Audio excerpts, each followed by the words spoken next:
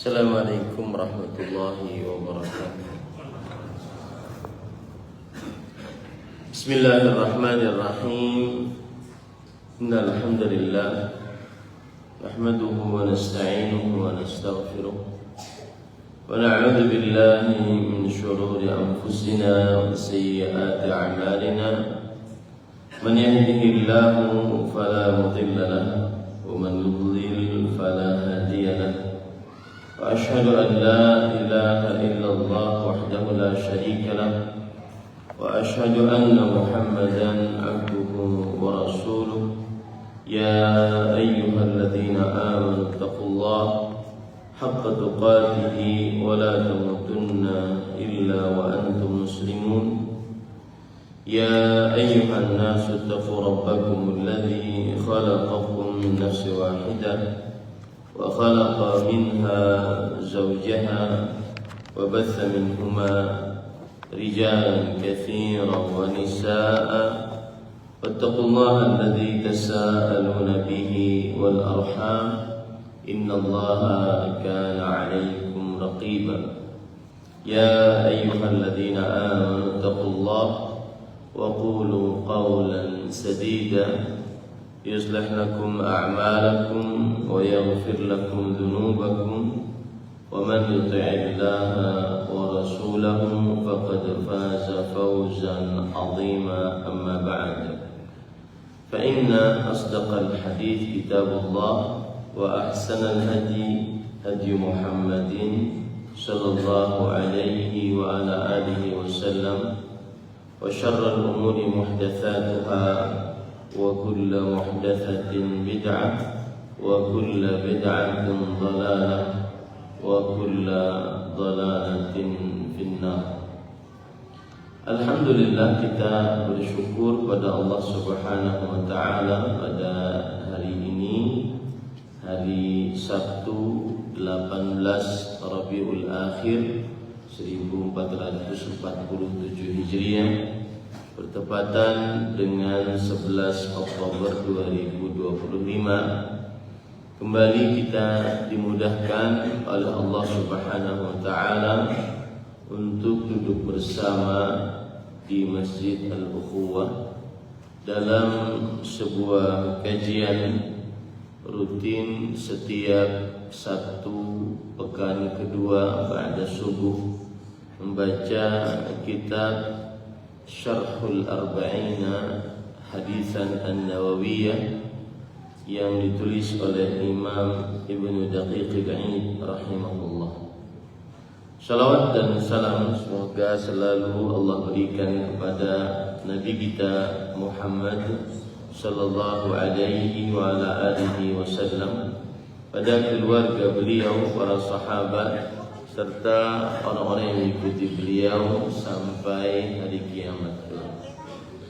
Dengan nama-nama Allah yang husna dan sifat-sifatnya yang mulia, kita berdoa, Allahumma inna nas'aluka ilman nafi'an wa rizqan tayyiban wa amalan mutaqabbala. Allahumma amin. Ahibati fillah, afanillah wa iyyakum. Pada pertemuan sebelumnya kita sudah membahas hadis yang ke-19. Saya bacakan hadisnya.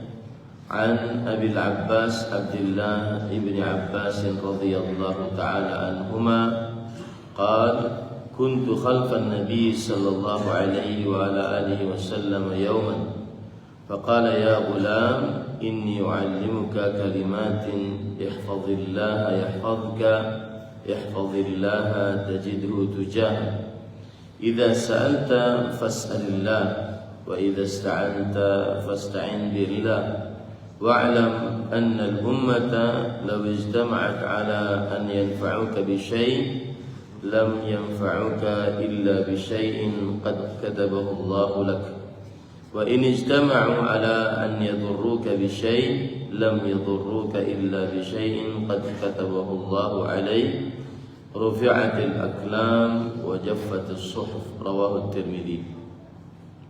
وقال حديث حسن صحيح.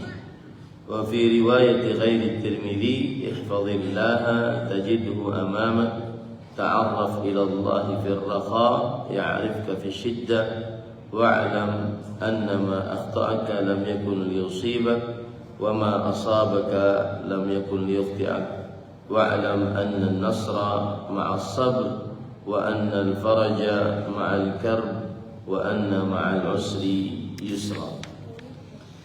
Yang artinya dari Abul Abbas, Abdullah bin Abbas. Abul Abbas adalah kunyah, dan sering kita katakan kunyah adalah sunnah Rasul sallallahu alaihi wasallam.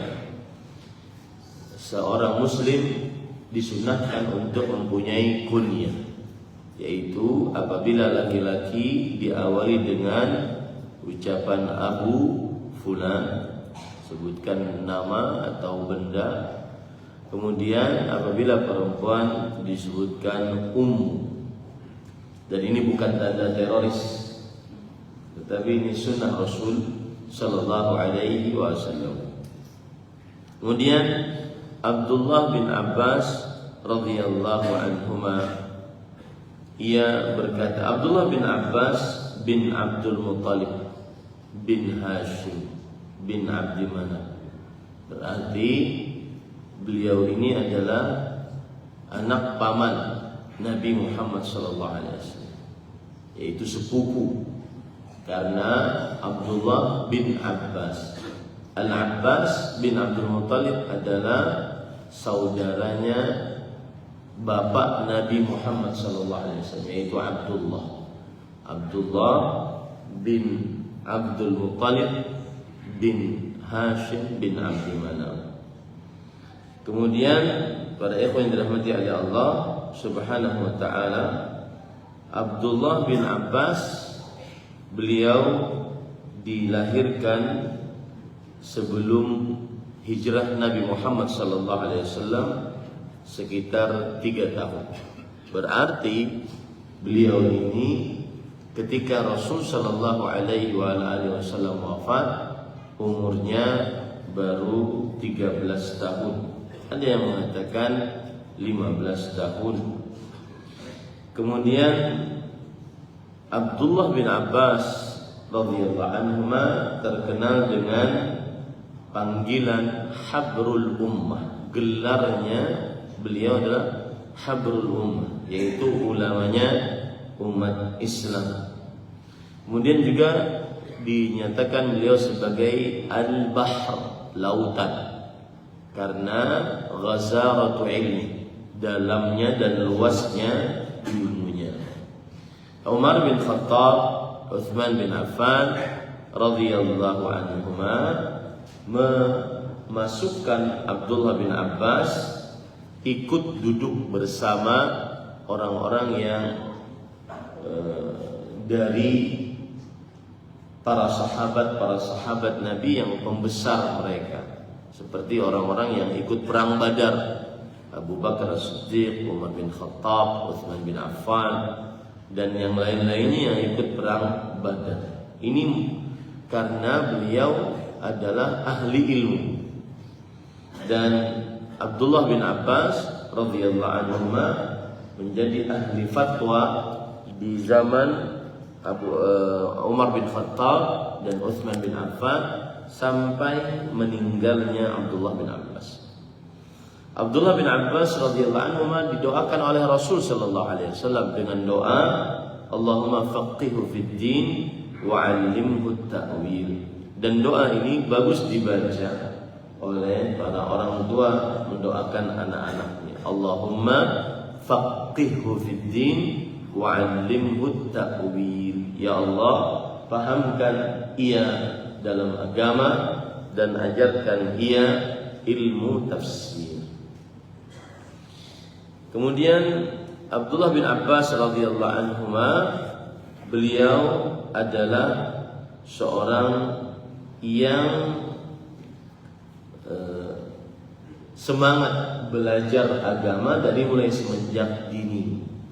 Ini sering saya ucapkan, siapa yang ingin anak cucunya menjadi ahli agama, maka hendaklah dia arahkan anak cucunya tersebut dari mulai semenjak dini untuk belajar ilmu agama. Kenalkan dengan ilmu agama dari mulai kecil. Jika memang anak cucu kita proyeksikan dengan izin Allah untuk menjadi ahli ilmu agama. Abdullah bin Abbas juga disebut dengan turjumanul Quran, ahli tafsir Al-Quran. Kenapa? Karena tadi beliau mendapatkan doa dari Rasulullah sallallahu alaihi wasallam. Abdullah bin Abbas radhiyallahu anhuma termasuk minal huffaz al-mukthirin, ahli hadis yang banyak meriwayatkan hadis. Jumlah dari riwayat hadis beliau kira-kira 1678 hadis. Baik. Abdullah bin Abbas radhiyallahu anhuma beliau wafat. Beliau terkenal juga dengan ahli ibadah. Beliau terkenal ahli ibadah. Ibnu Abi Mulaikah pernah menemani beliau dari kota Mekah ke kota Madinah. Maka apabila singgah di malam hari, senantiasa beliau memperbanyak sholat malam. Jadi memang orang ahli ibadah itu salah satu identiknya adalah dengan sholat malam. Dengan sholat malam, bukan begadang malam untuk hal-hal yang tidak bermanfaat, tetapi sholat malam. Kemudian beliau wafat di kota Taif pada tahun 68 Hijriah dan umur beliau 71 tahun. Hadis yang kita baca ini adalah hadis yang agung. Hadis yang kita baca ini adalah hadis yang agung. Sampai-sampai Imam Ibnul Jauzi, ulama Islam abad kelima Hijriah, beliau mengatakan, tadabbartu hadzal hadits fa adhashani wa kittu atish. Yang artinya aku mentadabburi, memikirkan dengan seksama terhadap hadis ini, maka aku sangat takjub dengan hadis ini. Sampai hampir-hampir aku pingsan ketika mempelajari hadis. Fawa asafa minal jahli bihadzal hadits wa qillati tafahum li ma'na. Sungguh sangat merugi orang yang bodoh terhadap hadis ini dan sedikit pemahaman terhadap hadis ini. Ini sekelas Ibnul Jauzi, ulama Islam abad kelima Hijriah, berkata seperti itu. Imam Nawawi rahimahullah berkata, hada haditsun azimul mawqi'. Hadis ini adalah hadis yang agung kedudukannya. Hadis yang agung kedudukannya. Baik, kita baca hadisnya. Pada suatu hari saya berada di belakang Nabi Muhammad SAW. Yang dimaksud dengan di belakang di sini adalah bahwa beliau dibonceng oleh Rasulullah SAW. Dan ini sembari kita langsung mengambil faedah-faedahnya, yaitu ini menunjukkan kepada tawadhu'nya Rasulullah SAW. Seorang Rasulullah Khalilullah, pemimpin negara pada waktu itu, tapi beliau membonceng anak kecil yang mungkin pada waktu itu masih umur 10-an tahun. Beliau bersabda, wahai anak muda. Makanya disebut dengan anak muda. Dalam bahasa Arabnya ghulam. Ghulam itu umur anak dari mulai 1 sebelum 10. Wahai ghulam. Ini beliau bonceng di belakang. Wahai anak muda, aku akan mengajarkan kepadamu beberapa kalimat. kalimat yang dimaksud di sini adalah perkataan-perkataan penting. Kalimat yang dimaksud di sini adalah perkataan-perkataan penting. Dan ini pelajarannya adalah orang tua apabila ingin mengajari anaknya hal-hal penting, salah satunya adalah saat safar. Saat safar. Ini adalah keadaan anak mudah menerima ajaran-ajaran dan susah untuk melupakannya, karena ada semacam dimensi atau ada semacam kenangan bahwa bapak ibunya sedang mengajarkannya sesuatu saat saya sedang di kereta, saat saya sedang di rumah makan, saat saya sedang naik delman, misalkan seperti itu. Ini salah satu faedah yang disebutkan oleh para ulama, bahwa mengajari anak melihat situasi dan kondisi. Salah satu kondisinya adalah saat safar, saat dalam keadaan bersafar. Kemudian para ikhwan yang dirahmati oleh Allah, apa beberapa pelajarannya? Ihfazillaha yahfazuka. Jagalah Allah, niscaya Allah akan menjagamu. Para ikhwan yang dirahmati oleh Allah Subhanahu wa taala, yang dimaksud dengan jagalah Allah di sini adalah beberapa perkara. Yaitu jagalah Allah, maksudnya jagalah hukum-hukum Allah Subhanahu wa taala. Jagalah hukum-hukum Allah.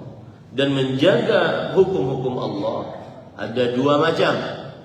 Baik itu menjaganya pada diri sendiri atau menjaganya pada orang lain.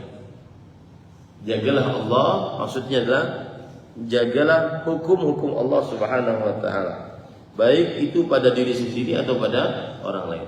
Contoh menjaga Allah pada diri sendiri, yaitu mentauhidkan Allah Subhanahu wa taala. Ini adalah menjaga hukum-hukum Allah pada diri sendiri, beribadah dan mengagungkan, tunduk patuh kepada Allah secara mutlak, disertai dengan rasa cinta yang paling tinggi. Nah, itu termasuk daripada menjaga Allah pada diri sendiri. Ketundukan, kepatuhan mutlak kepada Allah semata, disertai rasa cinta kepada Allah yang paling tinggi. Ini namanya tauhid. Ya, tauhid itu bukan hanya sekedar tidak berdoa kepada orang mati. Tauhid itu bukan hanya sekedar tidak percaya kepada tukang dukun, tukang sihir, tukang ramal, pawang hujan. Tidak. Tauhid itu adalah ketundukan, kepatuhan mutlak, disertai dengan rasa cinta yang paling tinggi hanya kepada Allah Subhanahu wa taala. Praktek tauhid diantaranya seorang tidak bertawakal kecuali hanya kepada Allah, tidak bersandar qalbu kecuali hanya kepada Allah, tidak menganggap besar sesuatu kecuali hanya Allah Subhanahu wa taala. Ini praktek daripada menjaga Allah pada diri sendiri, yaitu tauhid. Kemudian termasuk daripada menjaga Allah pada diri sendiri adalah seperti bersuci. Bersuci selalu dalam keadaan suci. Rasul sallallahu alaihi wasallam bersabda dalam hadis riwayat Imam Ahmad, la yuhafiz 'ala al-wudu illa mu'min. Tidak ada yang selalu menjaga berwudu kecuali orang beriman. Dan salah satu karakteristik orang musyrik dari mulai dahulu sampai sekarang, mereka senantiasa tidak perhatian dengan kesucian, baik suci dari hadas atau suci dari najis. Ini hati-hati ya. Salah satu karakteristik orang muslim adalah senantiasa selalu berusaha di atas kesucian. Mau sholat, mau ingin sholat atau mau tidak sholat, maka selalu berusaha di atas kesucian. Karena itu termasuk daripada penjagaan Allah di dalam diri. Kemudian termasuk penjagaan Allah juga adalah sholat. Nah, sebelumnya kembali kita ke masalah tauhid tadi. Kan hadisnya berbunyi, jagalah Allah maka engkau akan dijaga oleh Allah. Siapa yang bertauhid maka Allah akan menjaganya di dunia dan di akhirat. Allah Subhanahu wa taala berfirman, "Alladzina amanu wa lam yalbisu imanahum bidzulmin ulaika lahumul amnu wa hum muhtadun." Orang-orang yang beriman dan tidak mencampurkan keimanannya dengan kesyirikan, kezaliman yaitu kesyirikan. Mereka lah orang-orang yang mendapatkan keamanan, dijaga oleh Allah. Dan mereka lah orang-orang yang mendapat petunjuk, dijaga oleh Allah SWT.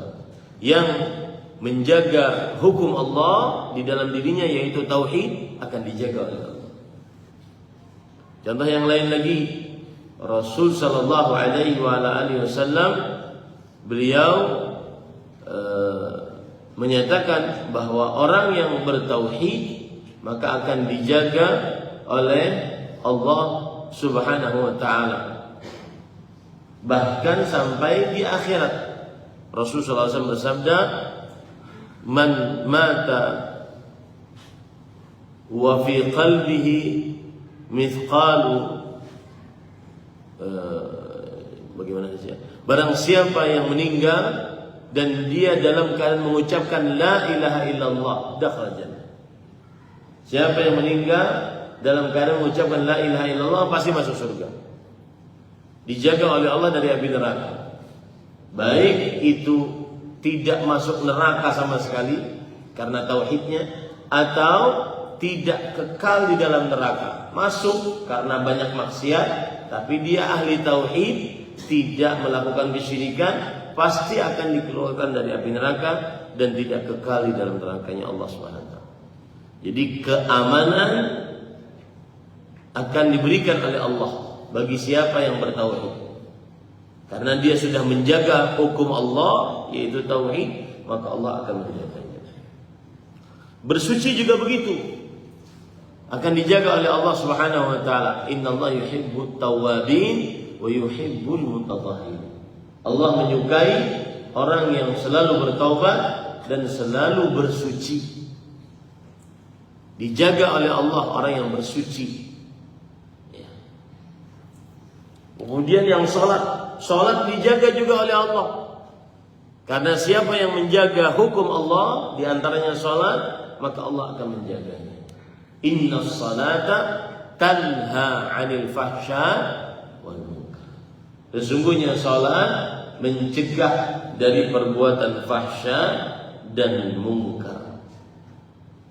Ini para ikhwan yang dirahmati oleh Allah Subhanahu wa taala.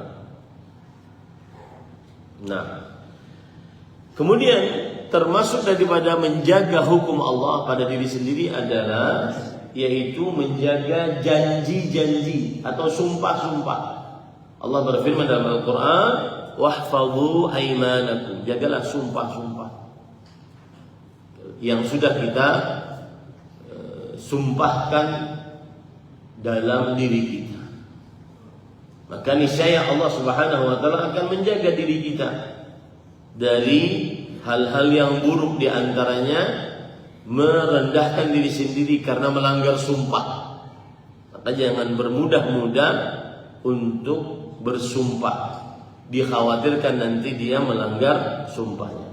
Yang jelas apabila dia menjaga Allah, maka Allah akan menjaganya. Termasuk penjagaan seorang hamba terhadap Allah adalah terhadap hukum-hukum Allah adalah hamba tersebut menjaga sumpah-sumpah yang dia ucapkan.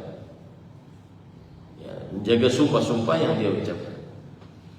Termasuk di dalamnya menjaga Allah adalah menjaga anggota tubuh untuk tidak bermaksiat. Menjaga Allah di dalam diri sendiri adalah menjaga anggota tubuh untuk tidak bermaksiat. Seperti misalkan hadis yang diriwayatkan oleh Imam Ahmad, al-istihya minallahi haqqal haya. Malu kepada Allah dengan sebenar-benar malu. An tahfadha ar-ra'sa wa ma wa'a wa tahfadha al-batna wa ma hawa.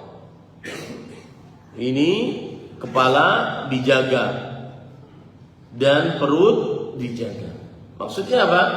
Pada ikhwan, termasuk penjagaan seorang hamba terhadap Allah, terhadap hukum-hukum Allah adalah menjaga apa saja panca indera yang ada pada kepalanya. Pendengaran, penglihatan, penciuman, pengrasa, lisan.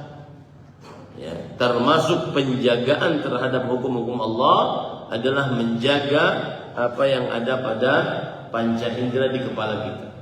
Dan menjaga perut serta yang di sekitarnya, yaitu apa yang kita makan, jaga perutnya dan juga sekitarnya, itu kemaluannya, tidak meletakkan kemaluannya pada selain yang halal. Rasul sallallahu alaihi wasallam bersabda, kullu jismin nabata min suh fannaru aula bih. Setiap daging yang tumbuh di dalam tubuh kita hasil dari makanan yang dibeli dengan harta yang haram, maka tidak akan dijaga oleh Allah. Neraka pantas untuknya. Siapa yang menjaga hukum-hukum Allah, di antaranya makan yang halal, maka Allah akan menjaga tubuhnya, yaitu dibebaskan dari api nerakanya Allah Subhanahu wa ta'ala. Termasuk daripada perut dan sekitarnya adalah kemaluan. Siapa yang menjaga hukum-hukum Allah, di antaranya menjaga kemaluannya, maka Allah akan menjaganya. Menjaga kehormatannya, menjaga kemuliaannya. Orang yang berzina itu, para ikhwan, susah untuk hadir di majelis ini. Orang yang berzina tidak nyaman duduk di majelis ini. Ini saya tidak mencela orang yang berzina, cuma saya menceritakan perbuatan orang yang berzina. Kecuali kalau dia bertobat kepada Allah Subhanahu wa ta'ala, karena dia merasa tidak suci, sudah tidak nyaman dirinya. Itu salah satu, apabila orang tidak menjaga hukum-hukum Allah, maka Allah pun tidak akan menjaganya. Allah berfirman dalam surah Al-Mu'minun, walladzina hum li furujihim hafizun. Orang-orang yang selalu menjaga terhadap kemaluan mereka. Nah, ini pada ikhwan yang dirahmati Allah. Itulah beberapa contoh penjagaan seorang hamba terhadap hukum-hukum Allah pada dirinya. Penjagaan seorang hamba terhadap hukum-hukum Allah di dalam dirinya. Kita katakan tadi, jagalah Allah, maka Allah akan menjagamu. Maksudnya, jagalah hukum-hukum Allah pada diri, dan juga jagalah hukum-hukum Allah pada diri orang lain. Jagalah hukum-hukum Allah pada diri orang lain. Di antaranya yang dimaksud dengan menjaga hukum-hukum Allah Subhanahu wa ta'ala pada diri orang lain adalah mengajari ilmu agama, menyebarkan kebaikan, melakukan amar ma'ruf nahi munkar, memberi nasihat. Ini termasuk menjaga hukum-hukum Allah, maka niscaya Allah akan menjaga. Allah berfirman tentang amar ma'ruf nahi munkar, wal takum minkum ummah yad'una ilal khair wa ya'muruna bil ma'ruf wa yanhauna 'anil munkar. Hendaknya ada sekelompok dari kalian yang mengajak kepada kebaikan, memerintahkan yang ma'ruf, mencegah yang munkar. Ini hati-hati para ikhwan. Yang mungkar jangan dibiarkan di tengah-tengah kita, terutama zina. Ya, Rasul sallallahu alaihi wasallam bersabda, "Lam tadhharil fahishatu fi qaumin qattu hatta yu'linu biha illa fasha fihi muta'un wal awja'." allati lam takun mawat fi aslafihim alladziina mawat. Tidaklah nampak perbuatan fahisyah, keji yang berkaitan dengan syahwat, berkaitan dengan kemaluan, sampai menampakkannya secara terang-terangan, hatta yu'minu biha, melainkan tersebar di tengah mereka penyakit ta'un dan penyakit-penyakit yang belum ada pada zaman sebelum mereka. Nah, di sini saya ingin menyinggung sedikit. Ini termasuk daripada menjaga Allah, maka Allah akan menjagamu, yaitu menjaga hukum-hukum Allah pada diri orang lain dengan cara kita memberi nasihat. Nasihat saya, kalau seandainya di sini ada konten kreator, ini karena tersebar di media sosial, yaitu konten-konten yang berbau dan menjurus kepada syahwat, pornografi, meskipun hanya sekedar membuat pikiran orang menjadi melayang-layang, berpikir yang macam-macam. Ini tidak boleh.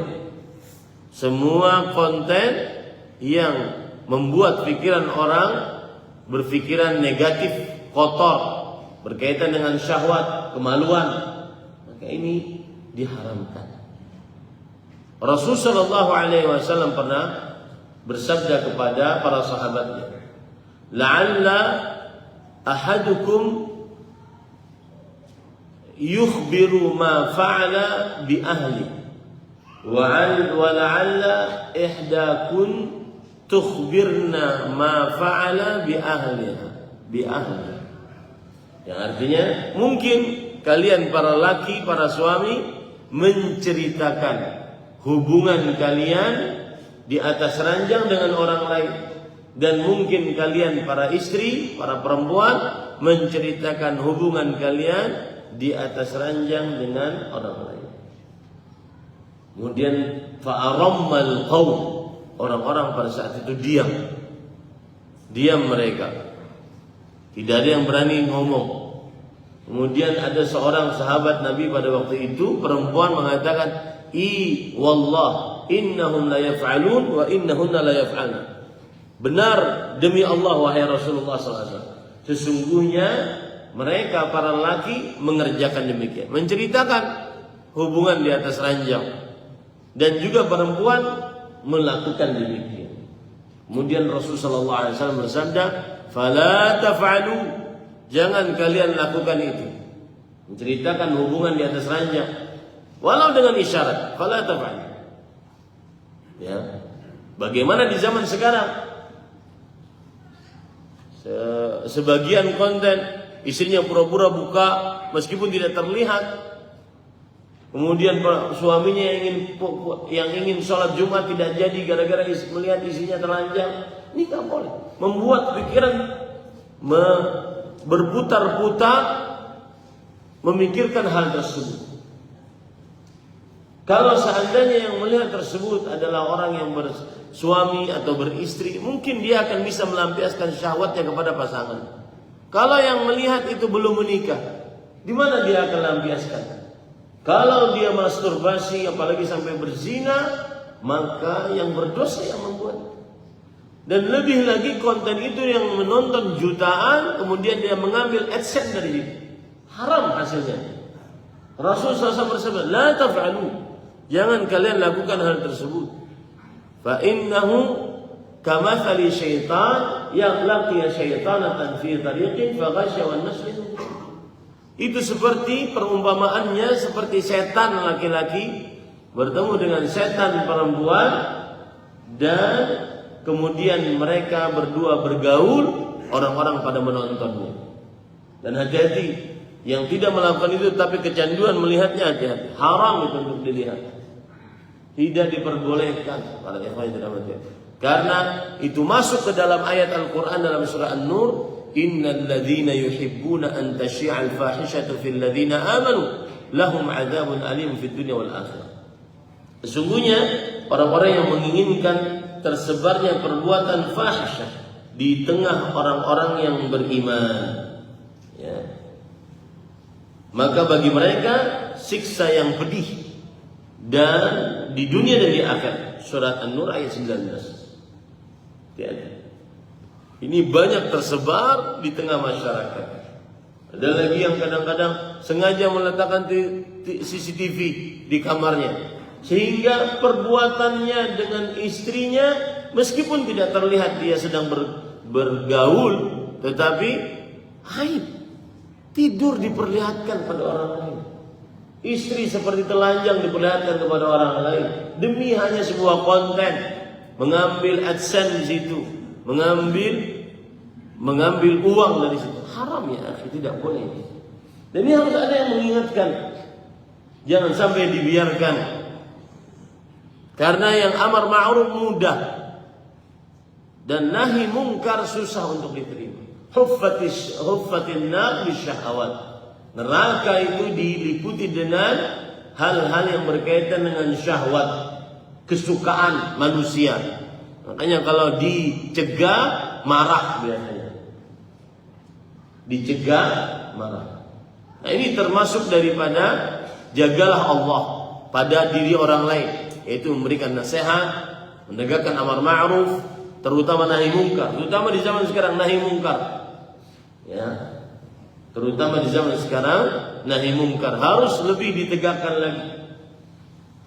Termasuk yang harus ditegakkan nahi mungkar adalah di dalam rumah masing-masing di antara kita. Antara suami dengan istri, istri terhadap suami, orang tua terhadap anak, anak terhadap orang tua, kakak terhadap adik, adik terhadap anak, keponakan terhadap pamannya, bibinya, harus ditegakkan hal tersebut. Ini pada ikhwan yang dirahmati oleh Allah Subhanahu wa taala.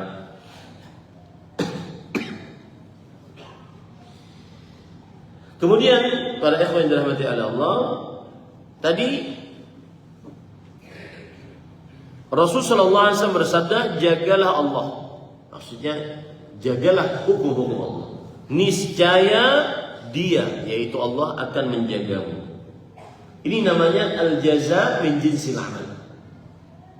Ini kaedahnya al-jaza min jinsil amal. Apa itu? Ganjaran sesuai dengan nilai perbuatan. Itu kaedah dalam beragama.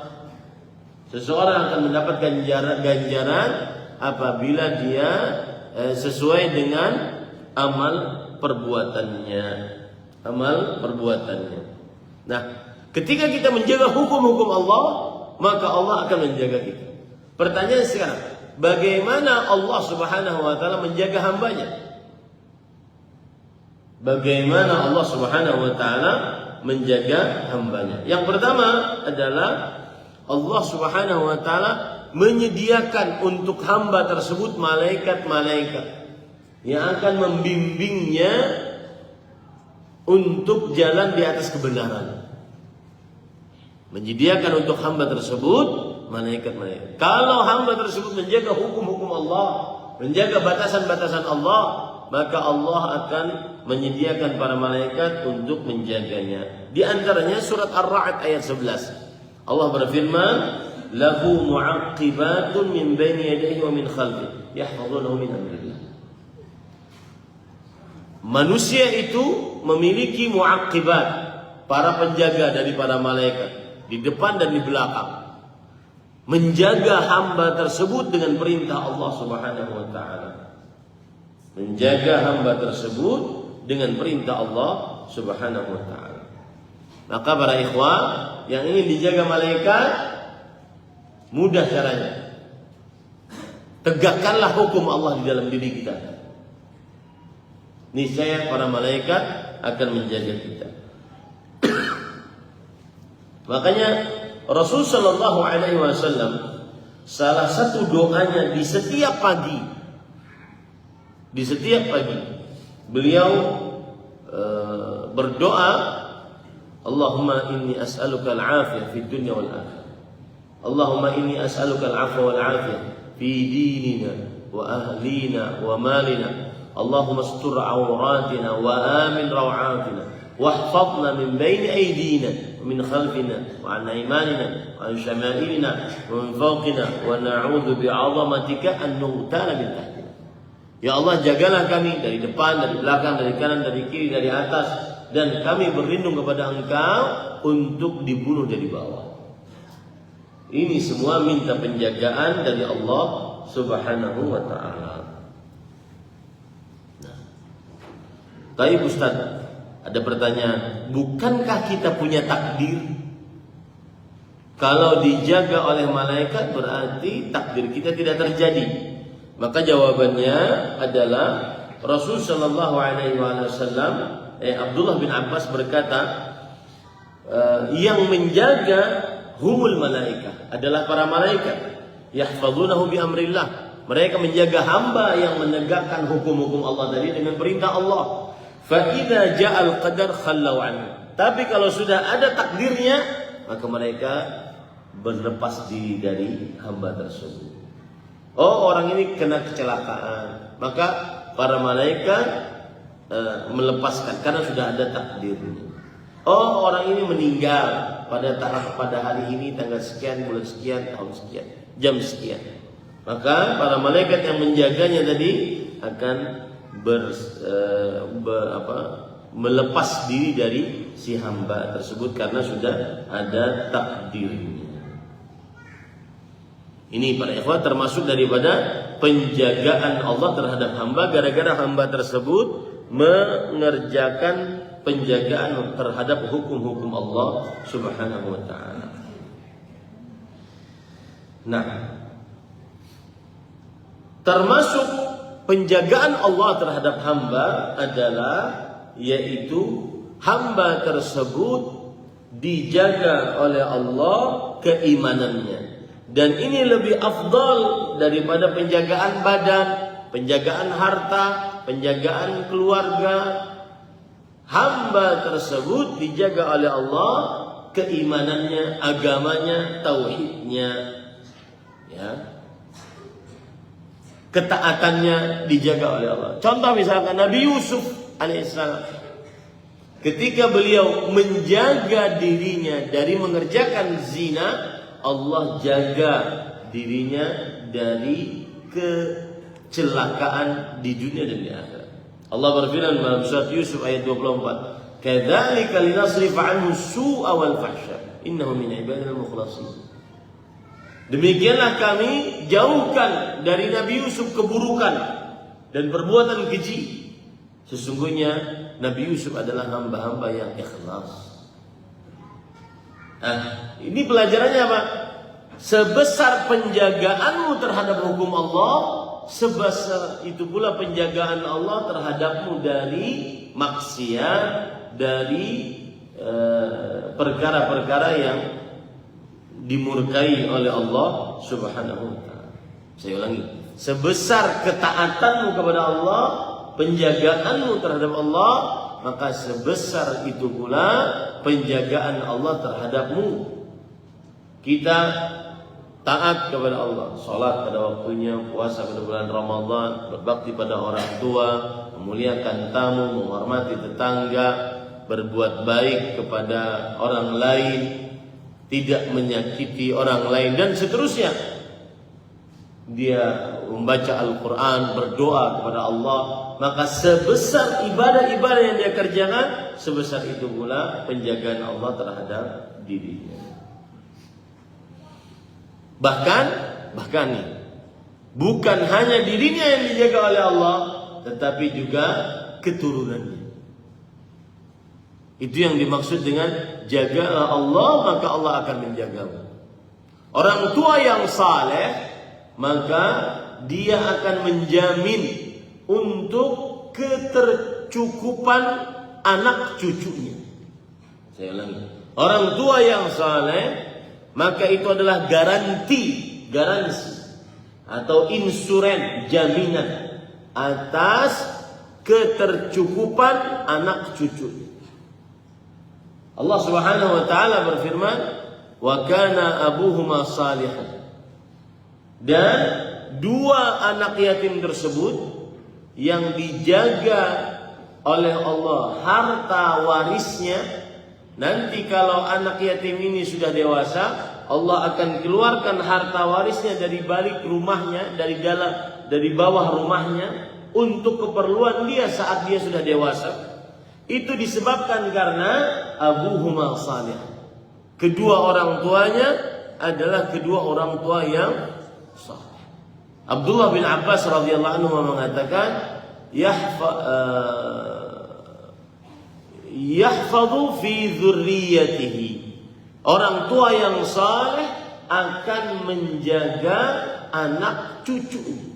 Bukan hanya anaknya saja, tapi cucu keturunannya. Karena ternyata orang tua yang saleh dari dua anak yatim ini bukan orang tua langsungnya, tetapi kakeknya yang nomor 7. Berarti orang tua yang saleh akan menjaga keturunannya sebanyak 7 turunan. Maka sholatmu sekarang subuh ini bukan hanya untukmu bermanfaat, tetapi untuk anak-anakmu dan cucu-cucumu, keturunan. Makanya para ikhwan yang dirahmati oleh Allah, ada perkataan para ulama salafus salih, di antaranya Sa'id ibn Musayyib, wallahi inni la ukthiru salati liwaladi. Aku sengaja memperbanyak salat untuk kepentingan keturunan. Orang tua yang saleh akan menjaga keturunannya. Nah, ini para ikhwah yang dirahmati oleh Allah SWT. Kemudian lanjut, ihfazillaha tajidu tujaha. Jagalah Allah, niscaya kamu akan mendapati Dia di hadapanmu. Maksudnya sama tadi, jagalah Allah, jagalah hukum-hukum Allah. Niscaya engkau akan mendapati Allah di hadapanmu. Apa maksudnya? Niscaya Allah akan memberikan pertolongan kepada engkau. Niscaya Allah akan membimbing engkau di dalam kebenaran. Ini maksudnya. Jagalah Allah, maka engkau akan mendapati Allah ada di hadapanmu, memberi petunjuk kepada engkau, memberi pertolongan, kekuatan, memberi bimbingan seperti itu.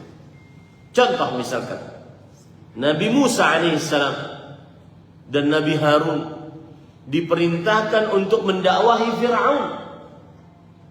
Kemudian Allah menjamin, kata Allah Subhanahu wa taala, la takhafa, dakwahi Fir'aun, jangan kalian berdua takut. Innani ma'akuma asma'u wa ara.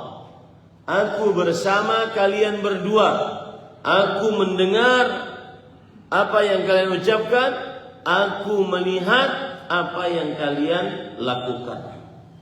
Surat Thaha ayat 46. Ini faedah dari taat kepada Allah Subhanahu wa taala, yaitu kita akan mendapati pertolongan Allah ada di depan kita.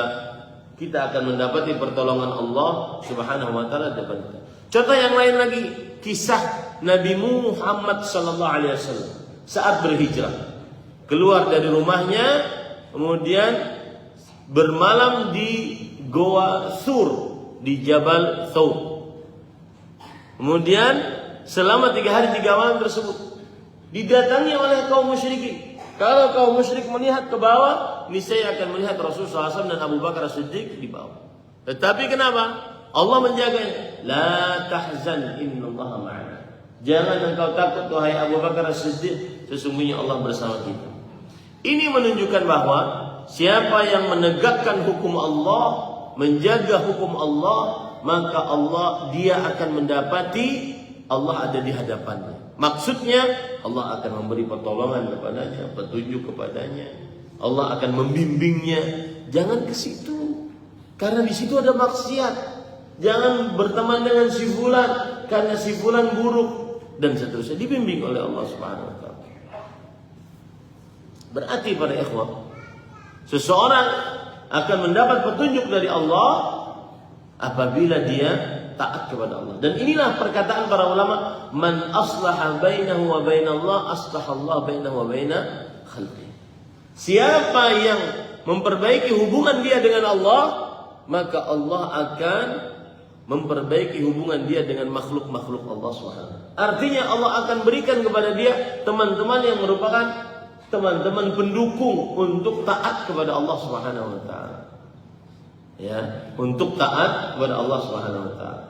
Siapa yang ingin dapat teman yang saleh, taatilah Allah. Allah akan memberi petunjuk kepada dia teman yang saleh. Itu pasti. Itu sebuah keniscayaan. Siapa yang ingin mendapatkan pasangan hidup yang baik, taatilah Allah. Perbaiki diri dulu. Dia akan mendapati pasangan hidup yang baik. Perbaiki diri dulu. Ya, ini para ikhwan yang dirahmati Allah. Makanya orang kalau berzina tidak pantas dinikahi atau menikah kecuali dengan pezina juga, kecuali mereka berdua bertobat. Kenapa? Karena keburukan akan mendapatkan keburukan, kebaikan akan mendapatkan kebaikan. Nah, kemudian para ikhwan dirahmati oleh Allah Subhanahu wa taala. Lalu setelah itu Rasulullah sallallahu alaihi wasallam bersabda, jika kamu minta, mintalah kepada Allah. Di sini umum, idza sa'alta, tidak disebutkan apa mintanya, menunjukkan kepada umum. Berarti minta apa saja, mintalah kepada Allah Subhanahu wa taala.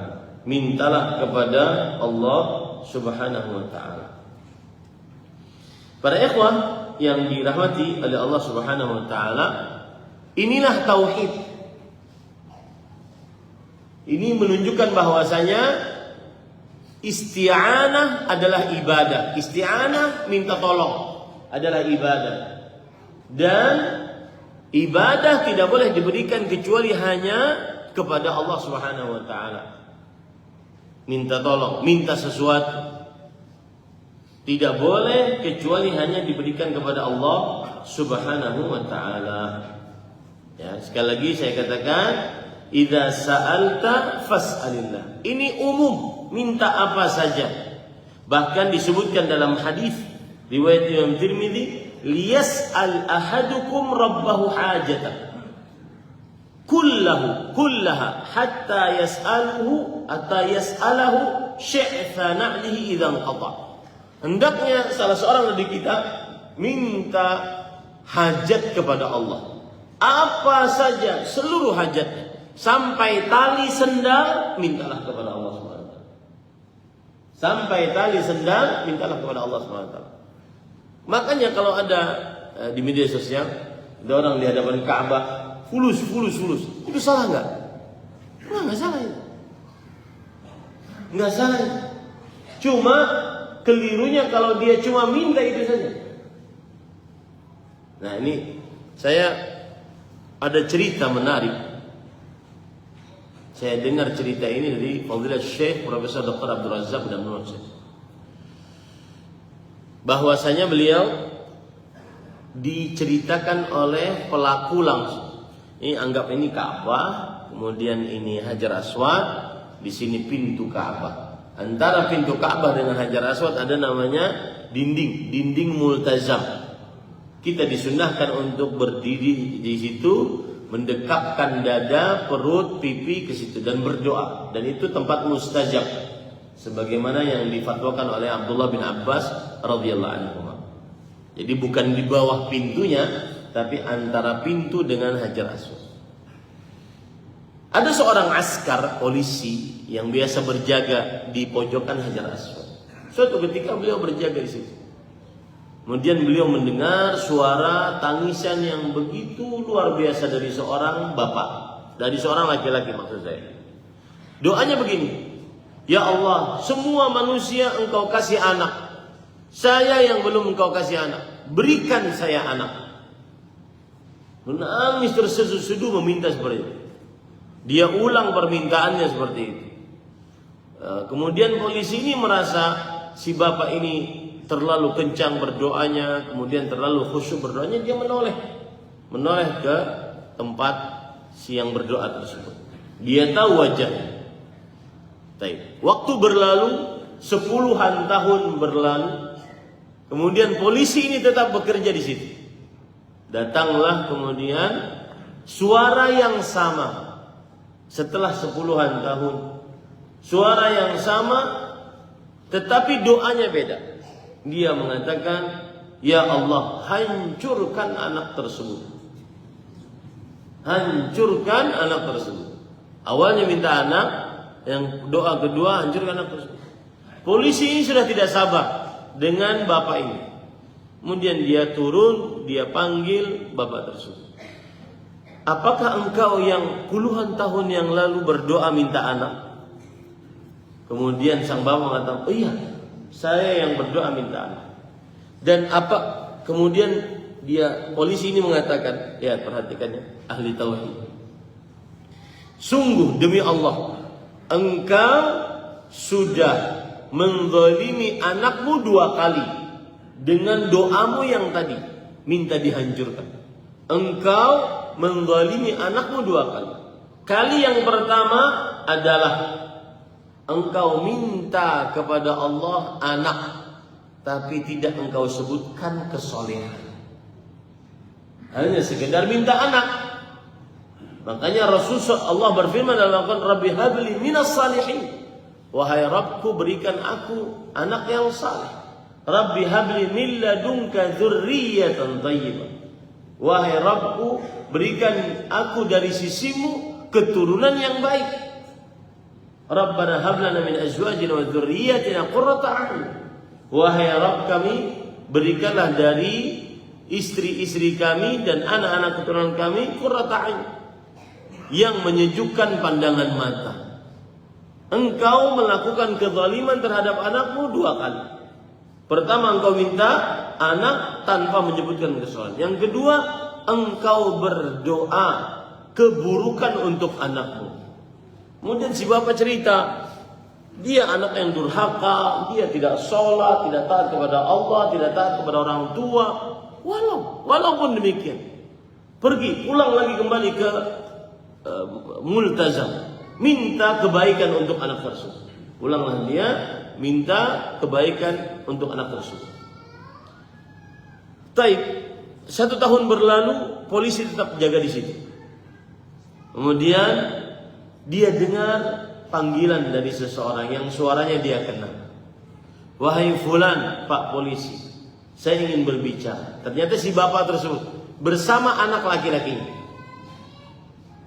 Kemudian si bapak mengatakan, "Nak, ceritakan kepada polisi ini bagaimana kisah kamu." Kemudian sang anak bercerita, "Demi Allah, saat bapak saya engkau suruh untuk berdoa kebaikan untuk saya, saat itu saya mulai mengambil air wudhu kembali, tobat dan sholat, sampai sekarang saya di atas ketaatan kepada Allah SWT."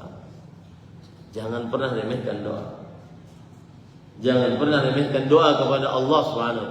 Sama, jadi ketika dia berdoa di Mekah, pada waktu yang sama dia si anak tersebut bertobat kepada Allah. Idza sa'alta fas'alillah. Jika engkau minta, mintalah kepada Allah Subhanahu wa taala. Dan ini permintaan bentuknya umum karena tidak disebutkan apa yang diminta. Jika engkau minta apa, enggak disebutkan. Para ulama mengatakan kalau seandainya tidak disebutkan apa yang diminta, maka ini menunjukkan kepada keumuman. Ya, keumuman. Kemudian pada ikhwan yang dirahmati oleh Allah Subhanahu wa taala, bahkan ini penting juga. Bahkan kadang-kadang sebagian orang dia wajib berdoa agar bisa beribadah kepada Allah. Ini yang sering kita lupa. Kita ingin taat kepada Allah, tapi kita nggak berdoa bagaimana agar mudah taat. Mudah taat. Kita ingin di atas tauhid sampai mati, tapi kita tidak berdoa. Pernah nggak kita berdoa kepada Allah Subhanahu wa taala sebagaimana doanya Nabi Ibrahim, "Wajnubni wa bani an na'budal asnam." Ya Allah, jagalah aku dan keturunanku dari menyembah berhala. Ya, ini sebuah kekurangan dari sebagian orang. Dalam perihal ibadah dia tidak meminta kepada Allah untuk dimudahkan beribadah. Contoh misalkan doa Imam Ahmad rahimahullah. Doanya menarik. Allahumma, ya Allah, kama sunta wajhi lis-sujudi li ghairi fasunhu 'anil mas'alati li ghairi.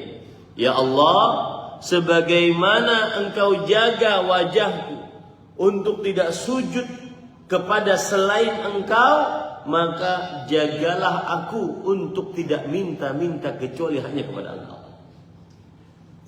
Ini minta kepada Allah Subhanahu wa ta'ala. Dan ini terdapat pelajaran. Asal hukum meminta, tidak minta kecuali hanya kepada Allah. Asal hukum meminta, tidak minta kecuali hanya kepada Allah Subhanahu wa ta'ala. Ya. Artinya apa? Diharamkan asal hukumnya minta kepada selain Allah. Misalkan pulpen saya jatuh, tolong ambilkan dong. Semestinya tidak itu dia lakukan. Semestinya dia ambil sendiri dan tidak meminta kecuali hanya kepada Allah SWT. Makanya praktek para sahabat Nabi radhiyallahu anhum ketika mereka sudah naik onta, dan naik onta kan tinggi. Kalau cambuk onta mereka jatuh, mereka tidak meminta untuk diambilkan. Mereka turun lagi, kemudian mereka ambil cambuknya, baru mereka naik lagi. Karena asal hukum meminta, asal hukumnya haram kecuali hanya kepada Allah Subhanahu wa ta'ala. Dan ini yang terjadi pada para salafus saleh. Seperti misalkan ya,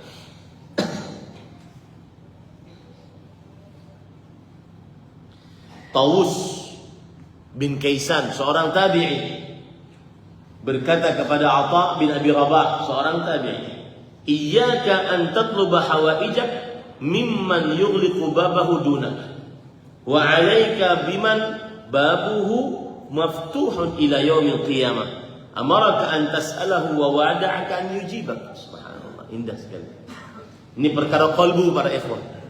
Perkara qalbu, perhatikan baik-baik. Jauhi olehmu untuk meminta hajat-hajatmu kepada orang yang dia menutup pintu dari engkau. Semua makhluk kan menutup pintu dari kita, kecuali kalau itu rumah kita. Betul apa betul? Ya, semua makhluk menutup pintu dari kita, kecuali kalau itu rumah kita. Maka kita yang membukanya. Maka Tawus bin Kaisan memberikan nasihat kepada Atha bin Abi Rabah, jauhi meminta hajat-hajatmu kepada orang yang menutup pintunya di hadapanmu, dan hendaknya engkau meminta kepada yang pintunya selalu terbuka sampai hari kiamat. Sungguh Allah telah memerintahkan untukmu untuk meminta kepadanya, dan telah menjanjikan bagimu pengabulan atas permintaanmu. Apa kurangnya Allah SWT? Allah telah berjanji, wa qala rabbukum ud'uni astajib lakum. Rabb kalian berfirman, berdoalah kalian kepadaku, niscaya aku kabulkan bagi kalian. Itu janji Allah SWT.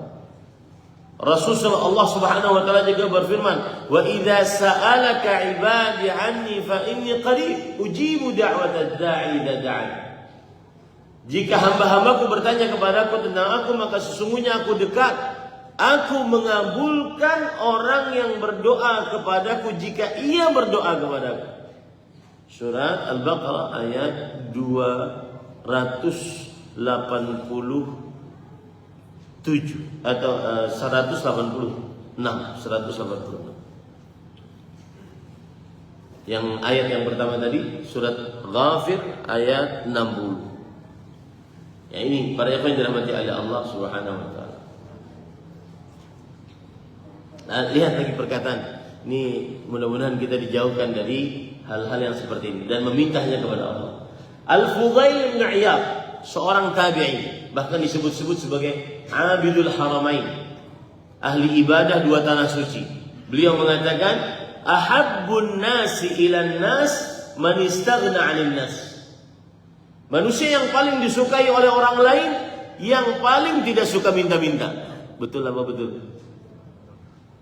Ya. Manusia yang paling disukai oleh orang lain, yang paling tidak minta-minta. Wa abghadun nasi ilan nas man ihtaja ilan nas wa as'alahu. Manusia yang paling tidak disukai oleh manusia adalah orang yang paling suka meminta-minta kepada mereka. Kalau ada kumpul-kumpul grup WhatsApp, si fulan ada, pasti dibikin grup baru. Ya. Kenapa? Karena kalau dia hadir, pasti ceritanya cerita drama Korea semua. Sedih aja ceritanya. Wa ahabbun nasi ila Allah azza wa jalla man sa'alahu wastaghna bihi an ghairihi. Dan manusia yang paling dicintai oleh Allah yang selalu meminta kepada Allah dan tidak meminta kepada manusia. Wa abghadun nasi ilaihi man istaghna anhu wa sa'ala ghairah. Dan manusia yang paling dimurkai oleh Allah adalah yang tidak merasa perlu terhadap Allah dan malah minta kepada selain Allah Subhanahu wa taala. Ini para ikhwan yang dirahmati oleh Allah Subhanahu wa taala. Sedikit kita ingin membahas tentang permasalahan meminta. Para ikhwan yang dirahmati oleh Allah Subhanahu wa taala,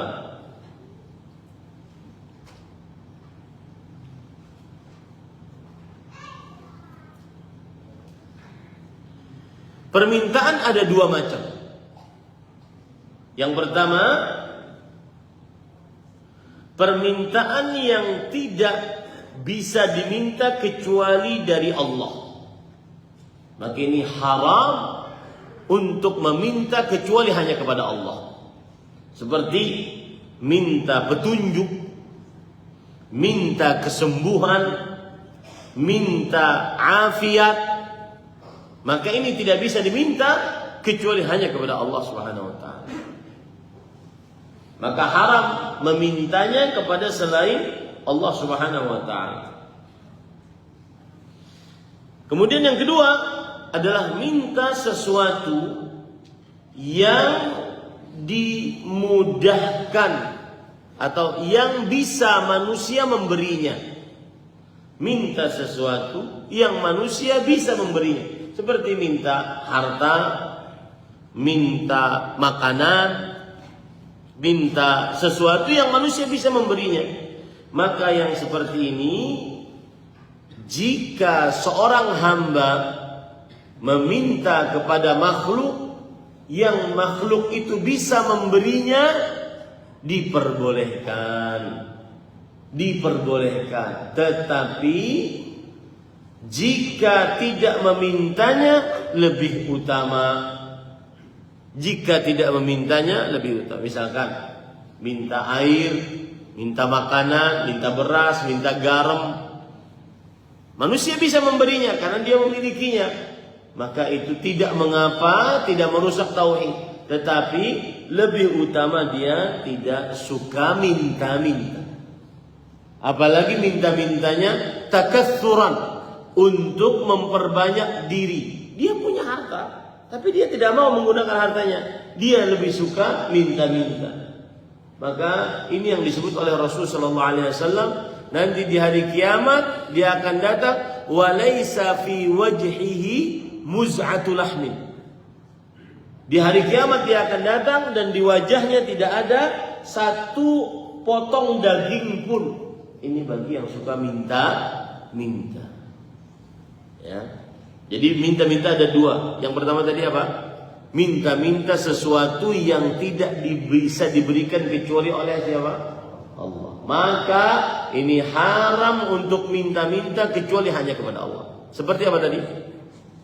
Petunjuk, kesehatan, afiat, anak, dan seterusnya. Tidak ada yang menyanggupinya kecuali Allah. Maka tidak boleh diminta kecuali hanya dari Allah. Yang kedua, minta-minta yang makhluk bisa memberikannya. Seperti harta, makanan, tempat tinggal, dan seterusnya. Maka ini boleh, tetapi lebih afdalnya tidak sering-sering meminta. Baik. Para ikhwan yang dirahmati oleh Allah Subhanahu wa taala.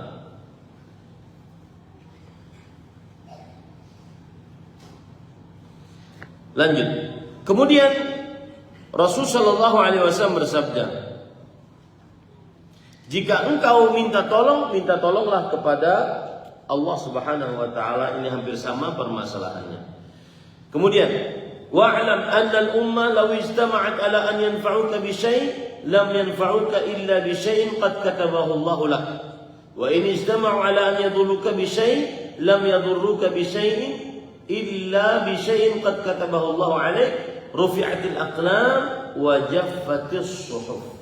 Yang artinya, ketahuilah, sekiranya semua umat berkumpul untuk memberikan kepadamu suatu keuntungan, maka hal itu tidak akan kamu peroleh selain dari apa yang sudah Allah tetapkan untuk dirimu. Artinya, kalau ada manusia dan jin berkumpul memberikan kepada seseorang keuntungan, maka orang ini tidak akan dapat keuntungan kecuali yang sudah Allah tetapkan. Kecuali yang sudah Allah tetapkan. Tetapkan di mana? Di dalam kitab Lauhul Mahfuz. Kapan? 50.000 sebelum penciptaan langit dan bumi. Berdasarkan apa penetapannya? Ilmu pengetahuan Allah Subhanahu. Berarti ini berkaitan dengan takdir. Dan faedah dari hadis ini adalah bahwa seorang hamba, ini faedahnya menarik ya. Seorang hamba tidak akan pernah takut atas apa yang dia lakukan di dalam menegakkan kebenaran. Kenapa? Karena semuanya sudah Allah takdirkan. Mati dengan COVID, tetap bisa mati dengan COVID. Atau kalau tidak mati dengan COVID, maka dia akan tetap mati dengan selain COVID. Maka dia tetap tegakkan kebenaran, tetap membantu orang lain, tetap menolong orang lain dalam keadaan kesempitan. Ini para ikhwan yang dirahmati Allah. Itu pelajaran membuat seseorang berani, tegar dalam kebenaran, tidak pengecut. Kenapa? Karena kalau seandainya sudah ketetapannya mendapatkan kebaikan, maka dia akan dapat. Kalau seandainya ketetapannya mendapatkan keburukan, semua orang menolong dia, dia tidak akan pernah dapat. Ini faedah pertama. Dia akan tegar, berani, kokoh, istiqamah di atas kebenaran, tidak pernah takut. La yakhafu laumata laim. Dia tidak pernah takut terhadap celaan orang yang mencela. Dan subhanallah ini para ikhwan, saya kemarin dengar ada orang ngomong begini. Hidup berdasarkan atas ucapan orang lain itu paling tidak enak.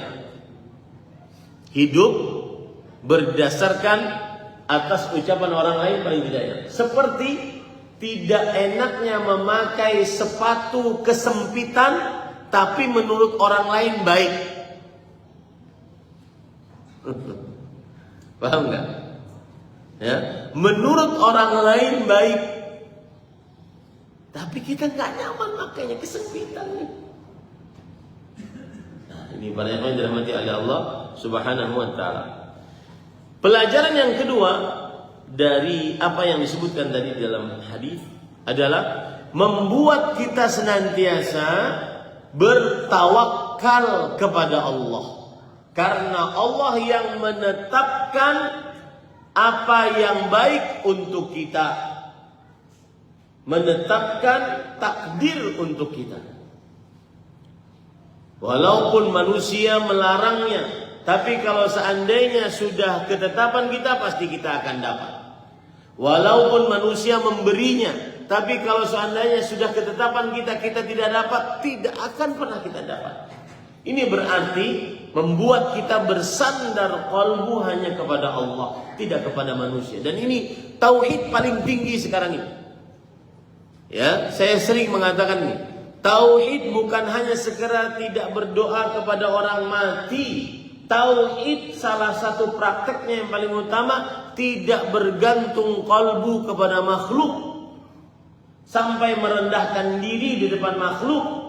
Kalau dapat telepon dari orang yang dianggap bisa menolong, maka dia akan sangat tunduk sampai nunduk-nunduk di telepon. Siapa? Siap. Nunduk-nunduk di telepon. Kenapa? Karena dia menganggap orang yang menelpon dia bisa membantu dia.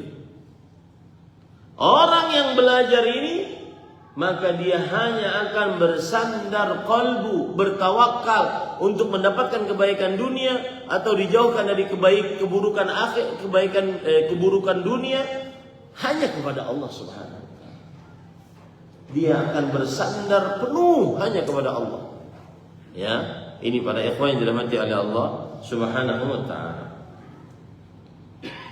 Kemudian pelajaran dari apa yang disebutkan dalam hadis ini juga adalah rufi'atil aqlam wa jaffatis. Pena diangkat dan lembaran sudah kering. Pena pencatat ketetapan takdir sudah diangkat, tidak akan pernah berubah. Lembaran yang ada dalam kitab Lauhul Mahfuz tidak akan pernah berubah. Ini pelajaran. Dan Allah berfirman akan hal ini, wa indahu ummul kitab. Itu disebutkan oleh Allah dalam Al-Quran. Wa indahu ummul kitab. Surat Ar-Ra'd ayat 39. Yamhullahu ma yasha' wa yuthbit wa indahu ummul kitab. Allah menghapus sekehendaknya, menetapkan sekehendaknya, dan di sisi Allah ada ummul kitab, yaitu kitab Al-Lauhul Mahfuz yang tidak pernah berubah. Si fulan penghuni surga, si fulan penghuni neraka sudah tercatat dalam kitab Lauhul Mahfuz. Ya. Tidak pernah berubah. Takdir makhluk seluruhnya sudah ditetapkan oleh Allah sampai akhirnya, sampai sedetil-detilnya di dalam kitab Lauhul Mahfuz tidak akan pernah berubah. Baik. Timbul pertanyaan yang sering ditanyakan, Ustaz, bukankah doa bisa merubah takdir? Sebagaimana hadis Rasul sallallahu alaihi wasallam. Sebagaimana hadis Rasul yang berbunyi la yaruddul qada'a illa ad-du'a. Tidak ada yang menolak takdir kecuali doa. Jawabannya ada dua. Yang pertama, yang dirubah takdir oleh doa adalah takdir-takdir yang ada pada buku catatan para malaikat. Oh, berarti ada 2 buku, Ustaz. Bahkan ada 4 buku. Kitab Lauhul Mahfuz, pencatatan untuk seumur hidup. Kitab Lauhul Mahfuz yang pertama, pencatatan untuk seumur hidup, pencatatan untuk 1 tahun, pencatatan untuk setiap hari. Berarti ada 4. Ya, ada 4. Ini yang berubah. Pada pencatatan-pencatatan ini yang berubah. Adapun yang di dalam kitab Lauhul Mahfuz, segala macam rinciannya dan akhirnya tidak akan berubah. Paham ini? Ini jawaban yang pertama. Jawaban yang kedua, para ikhwan yang dirahmati oleh Allah, yang berubah adalah kadar berkahnya. Gara-gara dia berdoa, uang 1 miliar bermanfaat lebih daripada dia tidak berdoa. Uangnya tetap sama 1 miliar. Gara-gara dia banyak menyambung hubungan rahim, umurnya yang 63 tahun lebih berkah dibandingkan saat dia berumur selama 63 tahun tapi tidak menyambung hubungan rahim. Jadi berkahnya yang berubah. Paham ini para ikhwan? Baik. Kemudian para ikhwan yang dirahmati oleh Allah, lanjutan dari hadis tadi. Hendaklah kamu selalu mengingat Allah, pasti kamu mendapatinya di hadapanmu. Ini hampir sama yang sebelumnya. Hendaklah kamu mengingat Allah di waktu lapang, niscaya Allah akan mengingatmu di waktu sempit. Nah, ini para ikhwan. Ini salah satu yang harus kita lakukan. Beribadah kepada Allah bukan hanya saat dalam keadaan sempit. Ada sebagian orang kadang-kadang beribadah kepada Allah saat perlu. Dan ini disebutkan dalam Al-Quran. Kalau sedang tidak perlu, jauh dari Allah Subhanahu wa ta'ala. Dalam surat Al-Hajj ayat 11. Wa minan nas man ya'budullah ala harf. Dan di antara manusia ada yang beribadah kepada Allah saat berada di tepi. Saat sempit, banyak masalah. Saat dapat 5 musibah. Walanabluwannakum bisyai', sungguh kami akan uji kalian dengan rasa sedikit dari rasa lapar, rasa takut, rasa harap. Walanabluwannakum bisyai' minal khauf wal ju', rasa takut, rasa lapar. Wa naqsim minal amwal wal anfus wath thamarat, dan kekurangan harta, kekurangan nyawa, dan kekurangan makanan. 5 pokok musibah disebutkan oleh Allah dalam surat Al-Baqarah ayat 155. 5 pokok musibah. Saat ini baru dia mendekat kepada Allah. Saat ada takut, saat ada rasa lapar, saat kekurangan makanan, saat banyak yang diwafatkan, baru dia mendekat kepada Allah. Ini disebutkan oleh Allah. Di antara manusia ada orang yang menyembah Allah saat berada di tepi. In asabahu khair itma'anna bih. Jika ia memperoleh kebajikan, maka ia tetap aja dalam keadaan demikian. Wa in asabatu fitnah inqalaba ala wajhi khasira dunya wal akhirah. Tapi jika dia mendapatkan suatu bencana, baru setelah itu dia ke belakang berdoa pada Allah Subhanahu. Paham ya ini pada ikhwan? Hati-hati. Jangan berdoa hanya kepada Allah. Jangan berdoa kepada Allah atau beribadah mendekatkan diri kepada Allah hanya dalam keadaan lapar. Hanya dalam keadaan sempit saja. Berdoalah, beribadahlah, dekatkanlah diri kepada Allah dalam keadaan lapang. Niscaya saat sempit Allah akan mengenal kita. Itu maksud daripada hadis ini.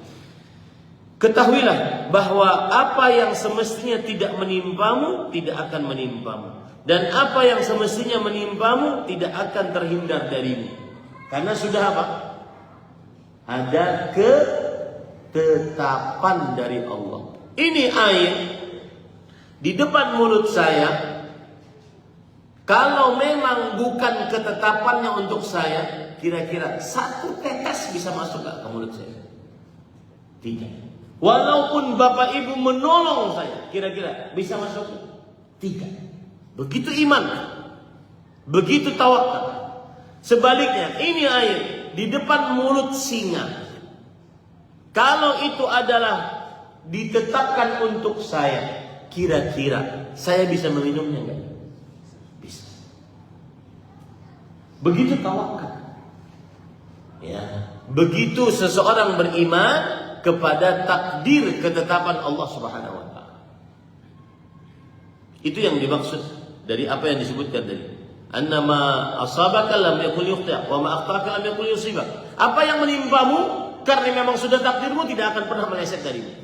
Apa yang belum kamu dapatkan karena memang belum ditetapkan tidak akan pernah kamu dapatkan. Berarti para ikhwah, sekeras apapun orang berusaha, sebesar apapun modalnya, ternyata memang ketetapannya belum banyak hasilnya, itulah takdir dia. Itulah ketetapan dia. Tapi ingat, perkataan ini bukan untuk putus asa atau menyerah, yang disebut dengan tawakul, bukan tawakul. Bukan tawakal, tapi tawakul. Habis wawunya ada alif. Itu namanya menyerah, itu namanya putus asa, itu namanya pemalas. Kalau ada takdirnya pasti dapat. Saya cukup duduk di atas sejadah. Astagfirullah, astagfirullah. Habis 1000 kali lihat di bawah. Oh enggak ada, istighfar. Ya akhi, kerja. Ini pada ikhwan yang dirahmati oleh Allah Subhanahu wa taala. Kemudian Rasulullah SAW bersabda, ketahuilah sesungguhnya kemenangan menyertai kesabaran. Apa maksudnya? Seseorang akan dapat apa yang dia inginkan ketika dia bersabar. Man sabara dhafira. Siapa yang bersabar, dia akan mendapatkan apa yang dia inginkan. Ya. Wa annal far wa annal nasra ma'as sabri. Kemenangan bersama kesabaran. Kesabaran menghasilkan kemenangan. Saya kemarin baca kisah seseorang masih hidup. Kalau dalam buku sejarah saya biasanya memakai kitab atau saya suka baca kitab namanya Al-Lu'lu'u Al-Maknun fi sirati An-Nabi Al-Lu'lu'ul Maknun pokoknya. Yang ingin baca sejarah lebih dalam, lebih luas begitu, ada kitab namanya Al-Lu'lu'ul Maknun. Penulisnya ini subhanallah, beliau antara adzan dan iqamah di sholat maghrib atau sholat isya, antara adzan dan iqamah sekitar 10 menit saja. Maka dengan seperti itu beliau menyelesaikan beberapa kitab-kitab hadis. Musnad Imam Ahmad yang berjilid-jilid itu beliau selesaikan. Waktu bacanya cuma kapan? Antara adzan dan iqamah 10 menit. Baik sholat maghrib atau sholat isya, 10 menit saja menyelesaikan berbagai macam kitab. Dan ini juga ada guru syekh saya yang ngajar magister.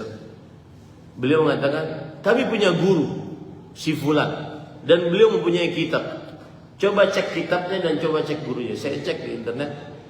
Pas saya cek beliau, saya lihat YouTube-nya. Beliau bercerita, syekh saya ini, bahwa 10 menit sebelum tidur yang saya biasakan baca kitab, maka saya menyelesaikan hampir seluruh kitab-kitab hadis. Saya menyelesaikan kitab Fathul Bari dengan 10 menit sebelum tidur. Tapi bacanya serius, bacanya tidak sedang pegang HP. Karena ada kalau orang baca Quran sampingnya HP, ya, maka mushafnya nggak jalan-jalan, nggak. Ya, bacaan Al-Qurannya tidak jalan-jalan, yang HP-nya yang jalan-jalan, scroll terus, baca satu, bahkan bukan hanya satu ayat, setengah ayat. Apalagi kalau ada ting, ting, Pak Prabowo reshuffle, ting, lama aja, nggak selesai. Ya, ini para ikhwan yang dirahmati oleh Allah. Maksud saya, kesabaran itu akan membuahkan hasil. Kesabaran akan membuahkan hasil. Makanya Syekhul Islam Ibnu Taimiyah rahimahullah beliau mengatakan, bis-sabri wal yaqin tunalul imamatu fid din. Dengan kesabaran dan dengan keyakinan, maka kedudukan di dalam agama akan didapat. Dan ini disebutkan oleh Imam, dalilnya dari surat As-Sajdah. Dalilnya dari surat As-Sajdah. Dengan kesabaran dan keyakinan, maka seseorang akan mendapatkan kepemimpinan di dalam agama. Ayatnya pada surat As-Sajdah ayat 24. Wa ja'alna minhum a'immatan yahduna bi amrina lamma sabaru wa kanu bi ayatina yuqinun. Dan kami jadikan kalian pemimpin-pemimpin yang memberi petunjuk dengan perintah kami ketika mereka sabar dan yakin terhadap ayat-ayat kami. Dengan sabar dan keyakinan, maka akan mendapatkan kepemimpinan dalam agama. Sabar, Pak. Saya berpesan, ada sebagian orang yang baru ingin mulai berdakwah, kemudian dia seperti melihat ustadz-ustadz yang sudah lama terjun di dalam dakwah, enak ya sekarang seperti itu, dakwahnya bisa lancar dan seterusnya. Enggak, ini perlu belasan puluhan tahun untuk berdakwah baru bisa lancar. Ya. Ada sebagian orang yang inginnya instan, cepat. Sama juga menuntut ilmu demikian, harus bersabar, pelan, perlahan. Terakhir, dan sesungguhnya kesenangan menyertai kesulitan dan kesusahan. Apa maksudnya ini Bapak Ibu saudara-saudari yang dimuliakan oleh Allah? Maksudnya adalah semakin sulit kesulitan memuncak, membesar, semakin besar, yakinlah sebentar lagi ada jalan keluar. Maka jangan putus asa. Ada perkataan dari Al-Hafidh Ibn Rajab Al-Hambali, beliau mengatakan begini: Innal karba, sesungguhnya kesulitan, idza ishtadda, semakin sulit, wa ta'azam, semakin besar,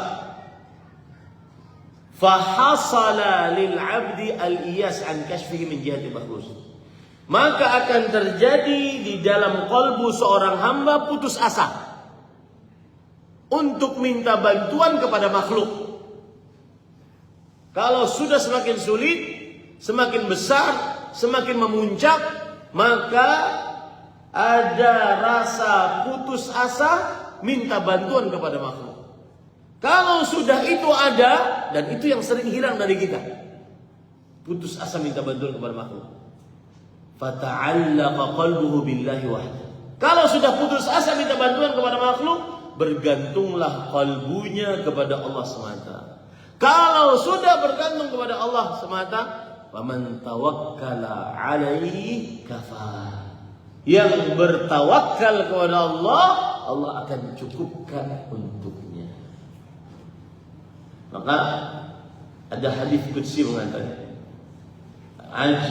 hadis Rasulullah, ajiba rabbuna min qunuti ibadi wa qurbi faraji. Allah takjub, aneh dengan seorang hamba yang putus asa, padahal besok sebentar lagi jalan keluarnya. Nah, cuma itu tadi, kita ini kan nggak tahu apa yang akan terjadi besok.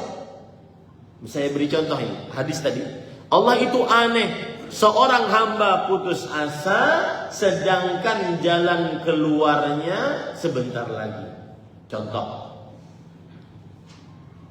orang putus asa, ada teman saya Pak, melamar perempuan sebanyak 21 kali, ditolak semua.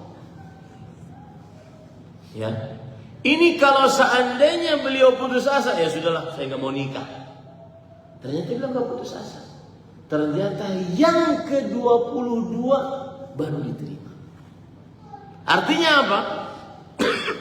Semakin memuncak, semakin membesar, semakin sulit ujian, kesulitan hidup, sebenarnya sebentar lagi apanya? Jalan keluarnya. Maka jangan putus asa.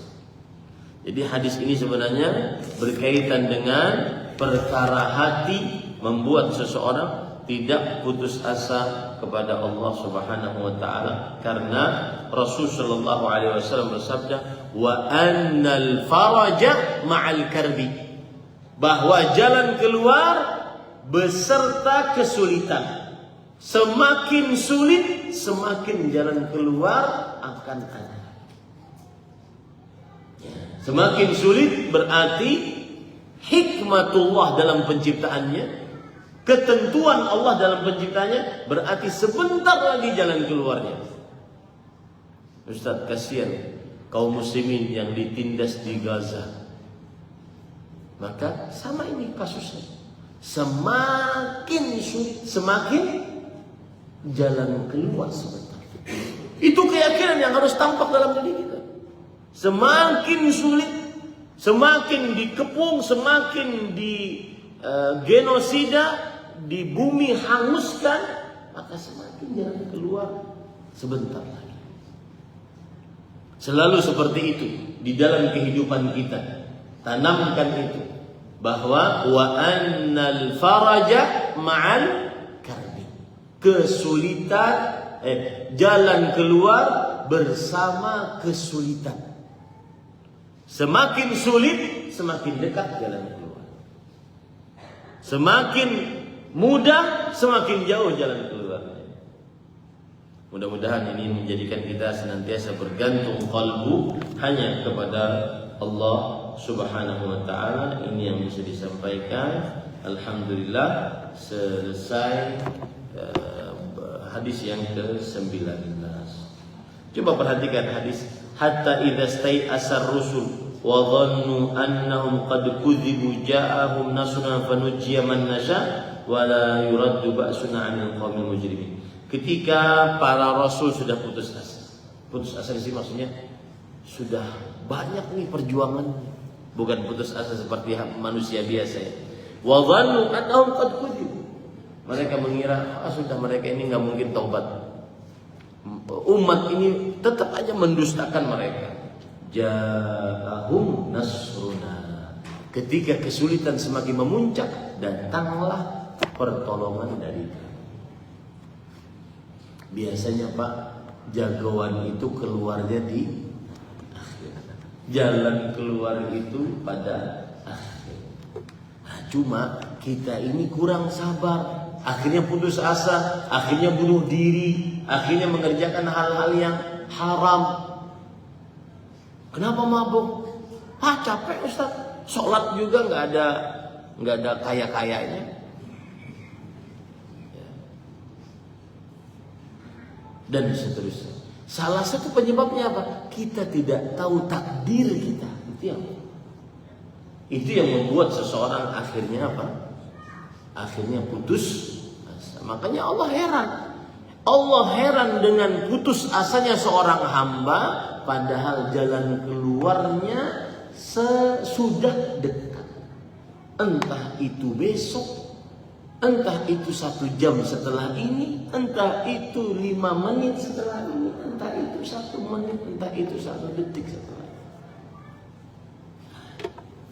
Ini menjadikan kita bisa menasihati diri kita dan juga anak cucu kita, istri kita, agar tidak mudah menjadi manusia pecundang, manusia yang senantiasa putus asa. Caranya, tetapkan itu sebagai pelajaran. Annal faraj ma'al karb. Ke jalan keluar setelah kesulitan. Semakin sulit, semakin dekat jalan keluar. Semakin sulit, semakin dekat jalan keluar. Coba ayat apa yang semisal dengan ini? Antum hafal? Fa inna ma'al usri yusra. Inna ma'al usri yusra. Sesungguhnya bersama kesulitan ada kemudahan. Bersama kesulitan yang sama ada kemudahan yang lain. Berarti 1 kesulitan 2 kemudahan. Makanya para ulama mengatakan di antaranya Umar bin Khattab, lan yaghlibul usru yusrain. 1 kesulitan tidak akan pernah mengalahkan 2 kemudahan. Kapan datang kemudahan? Ketika ada kesulitan. Semakin sulit, semakin datang kemudahan. Semoga yang disampaikan bermanfaat. Wa sallallahu alaihi Muhammad walhamdulillahi rabbil alamin. Ini yang bisa disampaikan. Ada pertanyaan? Baik. Izin bertanya, ada 2 pertanyaan. Silakan. Yang pertama berkaitan dengan mukadimah yang tadi Ustaz bawakan, bahwasanya Ibnu Abbas melakukan salat sunnah pada saat safar, yaitu qiyamul lail. Dalam paparan sebelumnya Ustaz jelaskan bahwasanya salah para sahabat itu tiba bahwasanya Rasulullah tidak melakukan salat sunnah dalam keadaan safar, kecuali witir sama qobliyah subuh. Bagaimana penjelasan berkaitan dengan amalan Ibnu Abbas? Yang pertama, yang kedua, saya dapati di beranda kami ada bahwasanya sholat Jumat Ba'diyah itu tidak ada berdasarkan dengan bahwasanya qobliyah Jumat juga tidak ada. Jadi bagaimana penjelasan dengan sholat tersebut? Bismillah, alhamdulillah, wassalatu wassalamu ala rasulillah wa ala alihi wa ashabihi wa man wala, amma ba'd. Adapun pertanyaan yang pertama adalah yang berkaitan dengan tanafful, mengerjakan amalan sunnah saat di dalam safar. Maka jawabannya adalah tetap dikerjakan sholat sunnah saat safar. Bukankah Rasul sallallahu alaihi wasallam beliau yusabbihu fi safar. Beliau senantiasa sholat saat safarnya. Bahkan sholatnya di atas onta saat safarnya, dan sholat sunnah. Yumi'u bira'si. Dan itu bukan hanya sholat witir saja, tapi juga sholat malam. Yang tidak diperbolehkan ketika safar adalah sholat rawatib. Sholat rawatib itu artinya sholat yang mengiringi sholat wajib. Sholat qabliyah dan ba'diyah. Dan ini ada illatnya, ada sebabnya yang disebutkan oleh para ulama. Karena saat safar seseorang mengqashar sholat wajib, maka sholat wajibnya saja diqashar, maka sholat sunnahnya tidak perlu dikerjakan karena yang wajibnya saja diqashar. Adapun sholat-sholat yang lain selain sholat rawatib, kecuali 2 rakaat sebelum sholat subuh, maka tetap dikerjakan. Baik sholat malam, sholat witir, ya, tetap boleh dikerjakan. Wallahu a'lam. Kemudian berkaitan dengan sholat Jumat, apakah sholat Jumat itu ada ba'diyahnya atau ada qabliyahnya? Para ikhwah yang dirahmati oleh Allah Subhanahu wa taala, ada hadis yang berkaitan dengan tentang sholat qabliyah Jumat. Memang tidak dikatakan sebagai sholat rawatib, akan tetapi dia dikatakan sebagai sholat sunnah, dikerjakan sebelum sholat Jumat.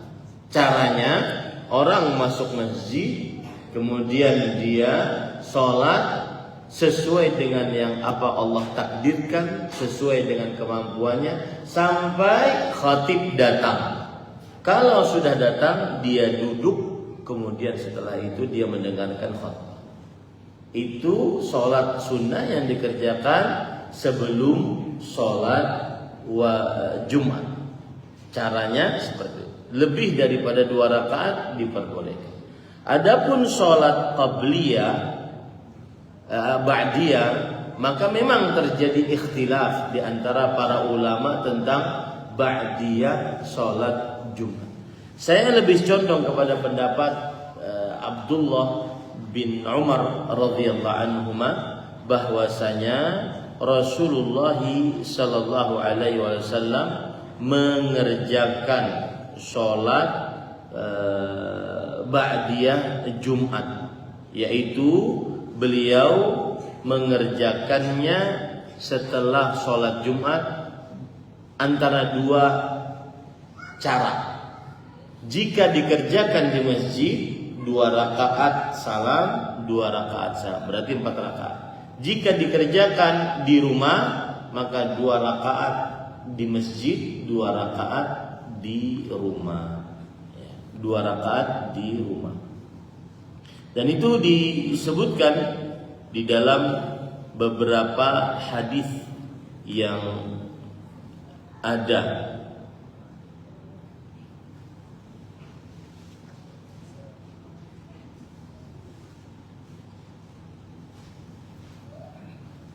Di antaranya sebab sholat-sholat yang ada sebabnya, sholat-sholat yang ada sebabnya. Dalilnya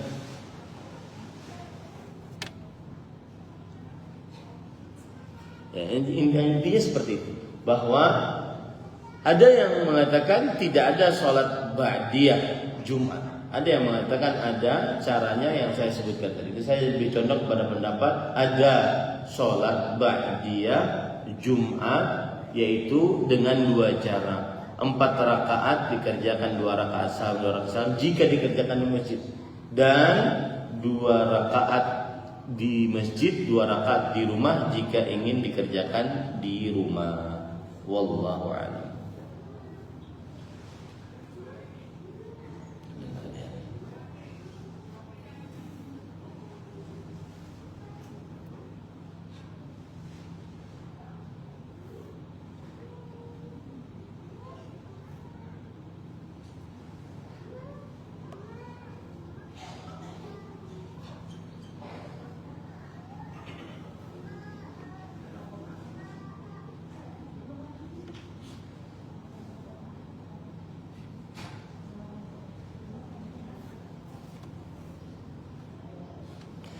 Coba perhatikan hadis riwayat Muslim. Hadis riwayat Muslim dari Abu Hurairah radhiyallahu anhu. Rasul sallallahu alaihi wasallam bersabda, "Man kana minkum musalliyan ba'dal jum'ah falyusalliha arba'an." Siapa di antara kalian ingin sholat setelah Jumat, sholatlah 4 rakaat. Sholatlah 4 rakaat. Hadis riwayat Bukhari dan Muslim dari Abdullah bin Umar radhiyallahu anhu. Kana Rasul sallallahu alaihi wasallam yusalli yaumal jum'ah raka'ataini fi baiti. Adalah Rasul sallallahu alaihi wasallam salat pada hari Jumat, yaitu setelah salat Jumat 2 rakaat di rumahnya. Nah, makanya Syekhul Islam Ibnu Taimiyah mengatakan in shalla fil masjid shalla arba'an. Kalau dia salat di masjid, salatlah 4 rakaat setelah Jumat. 2 rakaat salam, 2 rakaat salam. Wa in shalla fi baiti shalla raka'atain. Tetapi jika dia sholat di rumahnya, maka sholatlah dia di rumahnya 2 rakaat. Ya, begitu. Itu pendapat dari Syekhul Islam, dan saya lebih condong kepada pendapat ini karena memang ada dalil yang menunjukkan hal tersebut yang saya bacakan tadi. Wallahu a'lam. Kapankah momen atau waktu yang tepat untuk menyampaikan nasihat kepada anak yang sudah menginjak dewasa supaya nasihat itu benar-benar diingatnya? Salah satunya tadi ketika diberi hadiah, ketika momen safar, ketika sedang di Masjidil Haram, Masjid Nabawi, itu sangat berkesan. Itu sangat berkesan. Wallahu a'lam. Susah, sering lupanya kalau seandainya dia nak sini duduk ya, saya akan beritahu enggak. Seperti saya sekarang mengajar bapak-bapak, itu mudah lupanya. Tapi kalau sedang bersafar, sedang naik motor bersama, sedang makan toprak bersama, ya. Ini kadang-kadang anak sudah dewasa itu orang tua sudah malas ngobrol sama dengan dia. Itu keliru. Dan kami punya pesantren ya, anak santri saya sekitar hampir 280-an.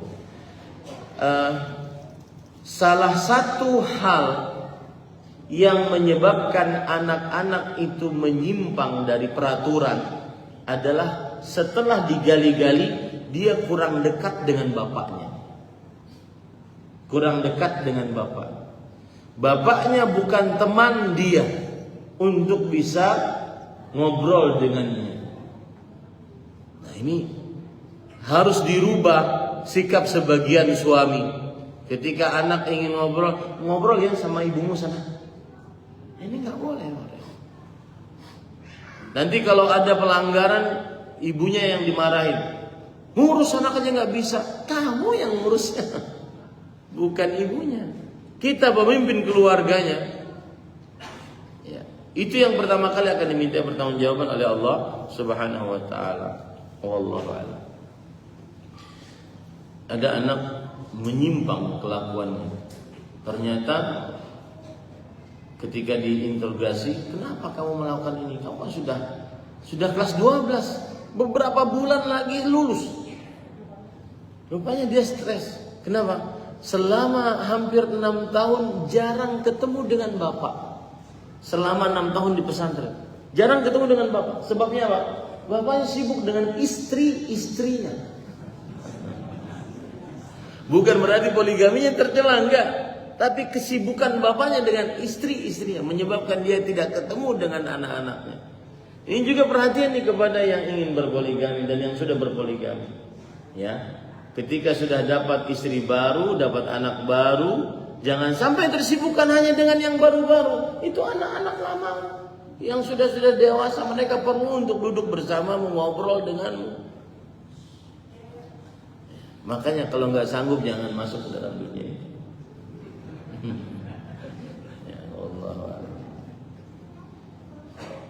Ketika kita sedang zikir pagi atau petang, kemudian terputus karena urusan lain, misalnya anak yang nangis, kemudian setelah beberapa saat kita baru ingat kembali, apakah zikir yang tadi keputus kita lanjutkan bacanya atau kita ulang dari awal? Lanjutkan saja karena sudah kita sebutkan zikirnya. Al-aslu baqa'u makan ala makan. Asal hukum sesuatu yang sudah benar-benar terjadi. Apa yang sudah terjadi itulah yang dia ambil. Jadi sudah dia lakukan, maka sisanya tinggal menambahkan saja. Demikian. Ini yang bisa. Ada lagi?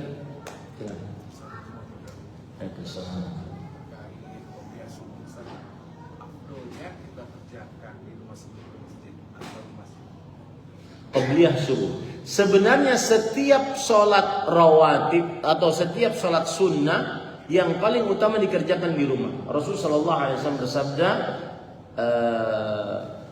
afdalu salatil mar'i fi baiti illa al-maktubah. Salat paling utama seseorang di rumahnya kecuali salat wajib. Ini bagi laki-laki ya. Salat seseorang di rumahnya, salat yang paling utama dikerjakan di rumahnya kecuali salat wajib. Berarti semua salat sunnah afdalnya di rumah. Cuma yang jadi masalah kalau kita salat qabliyah subuh di rumah, terlambat takbiratul ihram imam. Nah, di sini tarik ulur kepentingan. Kalau sudah ada tarik ulur kepentingan antara mengerjakan sunnah, salat sunnah rawatib di rumah dengan mendapati takbiratul ihram imam, mana yang lebih tinggi kedudukannya itu yang lebih didahulukan. Yang lebih tinggi kedudukannya adalah mendapati takbiratul ihram imam. Ini lebih diutamakan. Oleh karena itu, kalau seandainya dia sholat di rumah, sholat qabliyah subuhnya di rumah, ternyata sering ketinggalan takbiratul ihram imam, dan itu lebih utama untuk dikejar dibandingkan sholat di rumah, maka dia sholat di masjid saja.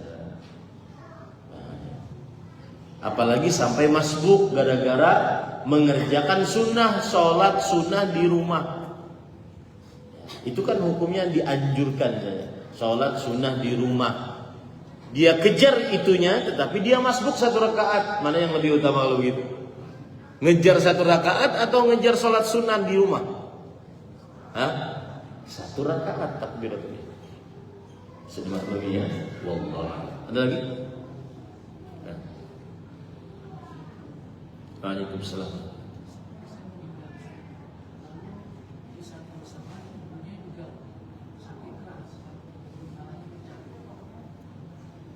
Sampai sekarang sudah jalan 2 minggu belum kasih tahu karena ibu ini fit gitu. Nah, kepada saya sekarang apakah boleh tetap berbohong alias tidak masjid atau dikasih tahu beliau sehat bisa karena kita sudah cabut takutnya belum lagi gitu. Ibunya sadar, meskipun pembuluh darahnya pecah, sadar 50%. Tidak usah diberitahu. Yang penting kesehatan sang ibu dulu daripada anaknya, daripada memberitahu kematian anaknya. Dijaga perasaan ibunya agar dia sehat. Nanti kalau seandainya diberikan kesedihan, mungkin akan berpengaruh terhadap kesehatan. Dijaga. Tetapi menjaganya, ya kan ibunya 50%, artinya kadang bisa koma, kadang tidak perlu untuk menceritakan. Selama ibu tidak bertanya. Saya ingat mama saya rahimahullah kalau sudah urusan pembuluh darah pecah.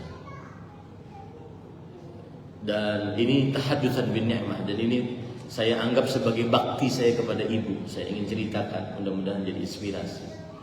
Mama itu rahimahullah ahli ibadah.